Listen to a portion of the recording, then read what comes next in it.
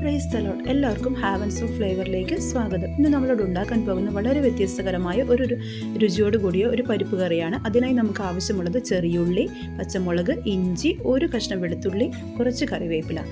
അതിനുശേഷം നമ്മളൊരു കുക്കറിലേക്ക് കുറച്ച് വെള്ളം ഒഴിച്ച് കഴുകിയതിന് ശേഷം പരിപ്പിട്ട് അതിലേക്ക് ഇഞ്ചി, പച്ചമുളക്, വെളുത്തുള്ളി, പിന്നെ കുറച്ച് തക്കാളിയും കൂടി നമ്മൾ ചേർക്കണം കേട്ടോ. ഇതിന് ടേസ്റ്റ് കൂടുതൽ കിട്ടാൻ വേണ്ടിയിട്ട്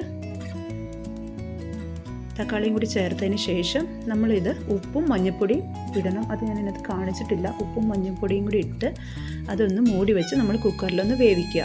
വേവിക്കുമ്പോൾ നമുക്ക് ഇപ്പുറത്തൊരു ചീൻചട്ടി വെച്ച് അതിലേക്ക് ചതച്ച് വെച്ചിരിക്കുന്ന ഈ ഉള്ളിയും ഇതൊക്കെ ചതയ്ക്കണം. ഉള്ളി, വെളുത്തുള്ളി, ഈ ചതച്ച് വെച്ചിരിക്കുന്ന ഉള്ളി, വെളുത്തുള്ളി ഇതിനെ നമുക്ക് ഒരു ചീൻചട്ടിയിലിട്ട് അത് നന്നായി പച്ചമണമൊക്കെ പോയി നല്ല ബ്രൗൺ കളർ ആകുന്നത് വരെ. പരിപ്പുവരയുടെ ടേസ്റ്റ് എന്ന് പറഞ്ഞു കഴിഞ്ഞാൽ ഇത് നന്നായി ബ്രൗൺ കളറിൽ സോട്ടാകുന്നതാണ്. അപ്പോൾ നമ്മൾ നല്ല രീതിയിൽ അത് ഇളക്കി കുക്ക് ചെയ്യുക. അതിനുശേഷം നമുക്കിതിനകത്തേക്ക് ചേർക്കാനുള്ളത് ചതച്ച മുളക് പൊടിയാണ്.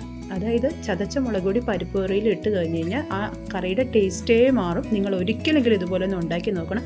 അതുപോലെ ഈ ചാനൽ ആദ്യമായിട്ടാണ് കാണണമെങ്കിൽ നിങ്ങളൊന്ന് സബ്സ്ക്രൈബ് ചെയ്യും. എന്തെങ്കിലും അഭിപ്രായങ്ങളുണ്ടെങ്കിൽ പറയും ഒക്കെ ചെയ്തൊന്ന് സപ്പോർട്ട് ചെയ്യണം.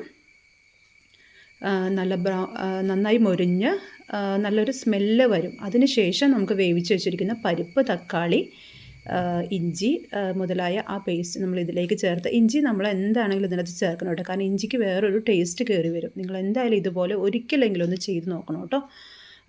അതിനുശേഷം നമുക്ക് കറിവേപ്പില ഇട്ട് നമുക്ക് നല്ല രുചികരമായ കറി റെഡിയായി. അടുത്ത വീഡിയോയിൽ നമുക്ക് കാണാം.